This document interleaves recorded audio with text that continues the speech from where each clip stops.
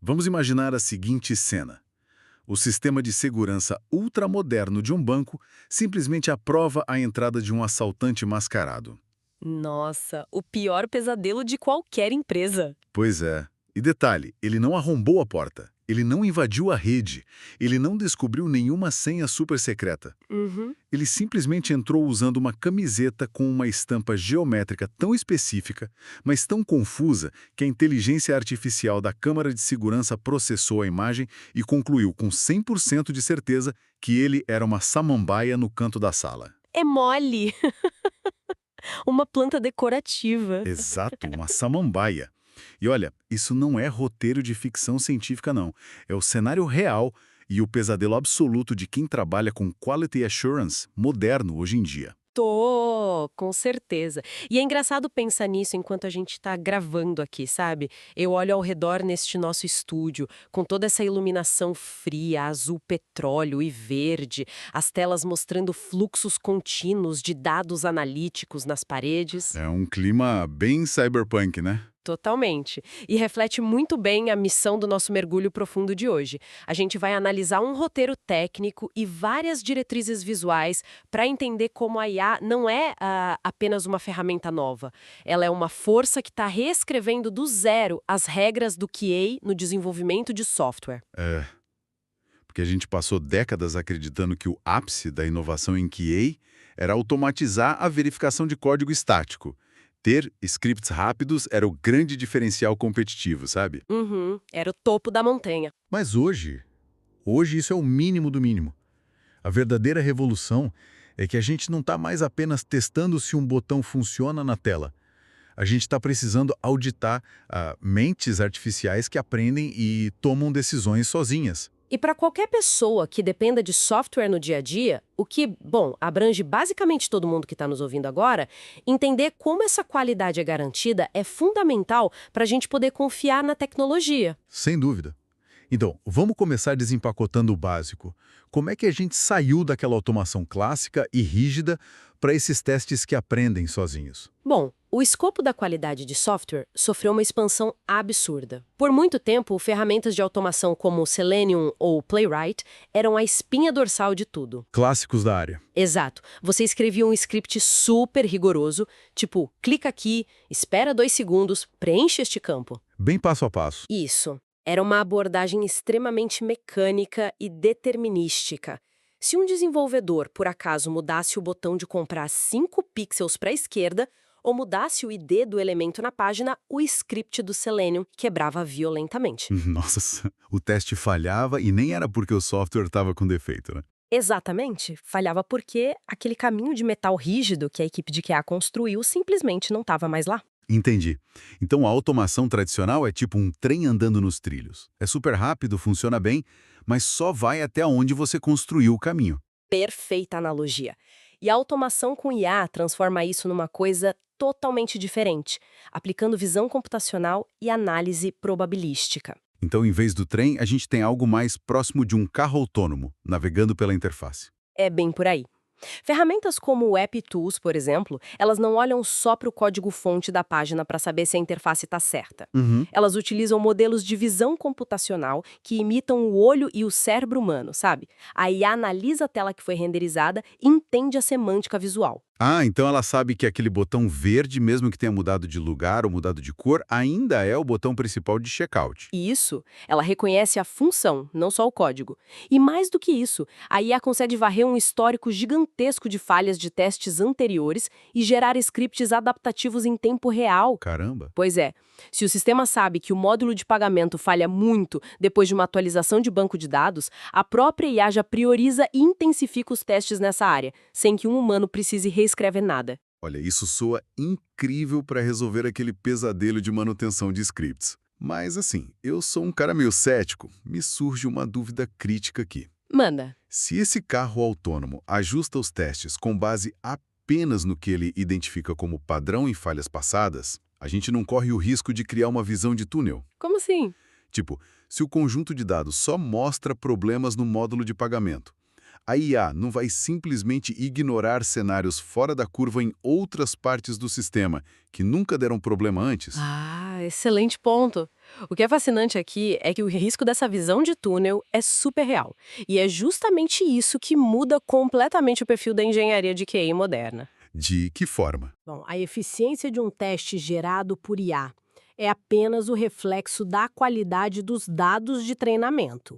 Se você alimenta o modelo só com o caminho feliz do usuário padrão ou com dados enviesados, a IA vai otimizar os testes para uma realidade totalmente distorcida. Ela fica cega para o resto. Exato, e é por isso que o QA precisou se fundir com a análise e engenharia de dados. Antes mesmo de validar o software, a profissional de QA agora tem que auditar a variância estatística dos dados que vão treinar IA. Para evitar esse viés. Isso, a gente injeta propositalmente anomalias e distribuições diferentes para garantir que o modelo aprenda a explorar as bordas do sistema e não fique só naquele centro confortável. O que nos joga direto em um problema filosófico gigante, né? E técnico também. Aqui a coisa fica realmente interessante, mas também meio frustrante. A complexidade aumenta muito. Porque, em testes tradicionais, a gente valida a sintaxe. Se eu clico no botão A, a tela B tem que abrir. É determinístico. 2 mais 2 são 4 e ponto. O famoso causa e efeito, claro. Exato. Mas com sistemas de IA e redes neurais, a gente não tem esse determinismo. A gente alimenta o modelo com um prompt de um lado e ele cospe uma resposta do outro. Uhum.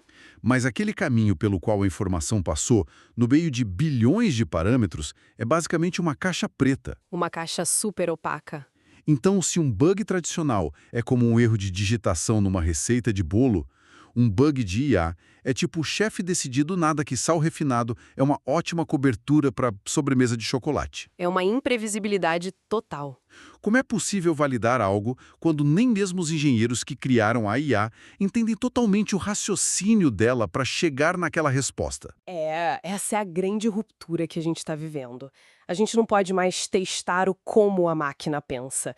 Então, passamos a testar o comportamento em escala. Comportamento e escala? Isso. Imagina aqueles fluxos de validação gigantescos nos diagramas daqui do estúdio. Para abrir essa caixa preta, a indústria está usando frameworks de orquestração, tipo o LangChain e o CrewAI. Para criar simulações. Sim, simulações massivas. Em vez de escrever um teste passo a passo, a gente usa esses frameworks para instanciar centenas de agentes autônomos simultaneamente. Agentes artificiais testando a IA principal? Isso mesmo. Cada agente recebe uma persona e um objetivo. Um agente age como aquele usuário super frustrado com a conexão ruim do celular, sabe? Sei bem como é. Em que está tentando de tudo para contornar as regras de devolução de um e-commerce. E eles são soltos para interagir com o modelo principal de forma caótica e contínua. Bombardeando o sistema. Bombardeando com milhares de cenários inéditos e ambíguos.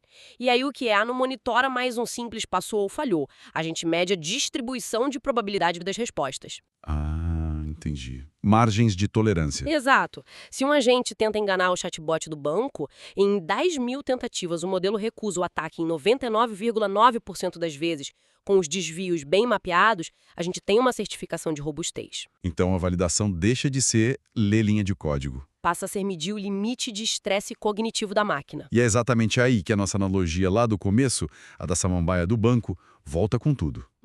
A falha de percepção. Porque se não sabemos como o modelo pensa, explorar esses limites vira um vetor de ataque. Isso não é mais só sobre se o software tem qualidade. É uma vulnerabilidade de segurança bizarra. É uma nova fronteira. E se a gente conectar isso com um cenário maior, a coisa fica tensa.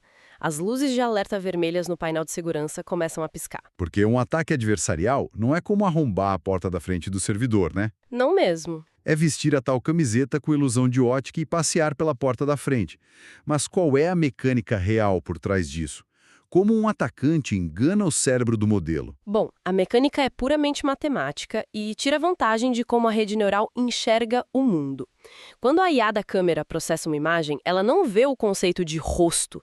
Ela vê uma matriz gigantesca de pixels. Uma grade de números. Isso, cada pixel tem um valor numérico e a rede aplica pesos matemáticos a esses valores para identificar os padrões. O ataque adversarial acontece quando o hacker calcula matematicamente como colocar um ruído muito específico ali, Tipo, pequenas alterações na cor da estampa. alterações em pixels específicos que são invisíveis ao olho nu. Há uma granulaçãozinha na imagem que a gente nem repara. Exato. Mas para a rede neural, esses pequenos valores alterados começam a se multiplicar através de milhares de camadas internas dela. O ruído acumula. Vai virando uma bola de neve matemática. Perfeito.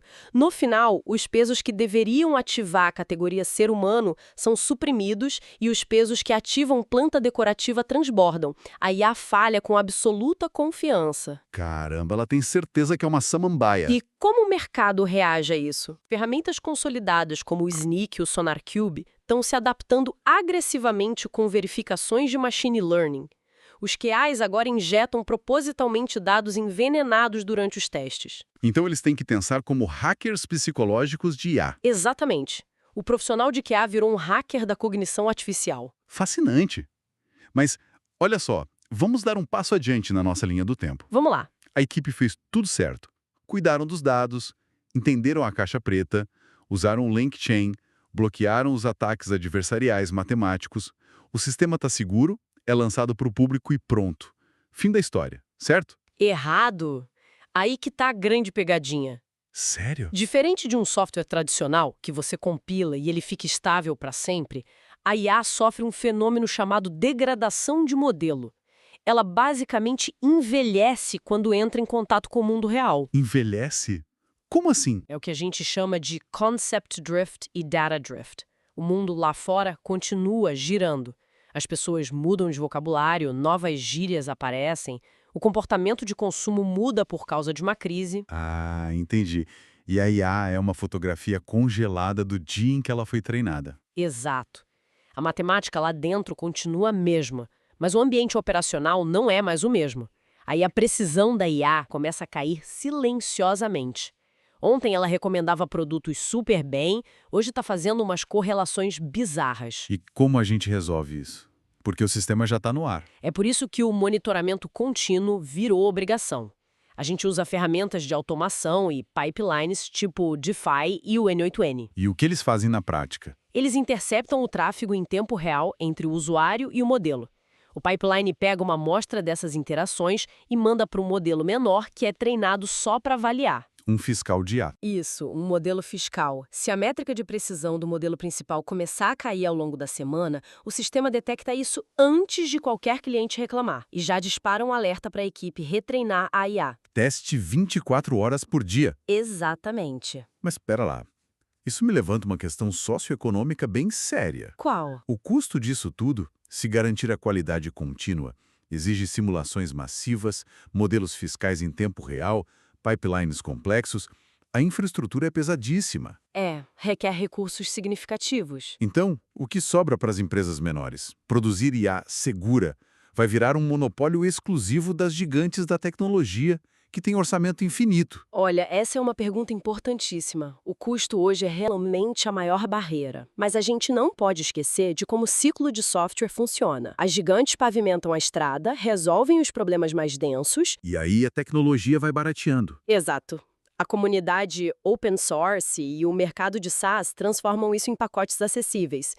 E para as equipes menores, o segredo não é tentar replicar um data center colossal. A estratégia é telemetria inteligente. Como assim? Uma equipe menor usa a própria IA para baratear o monitoramento.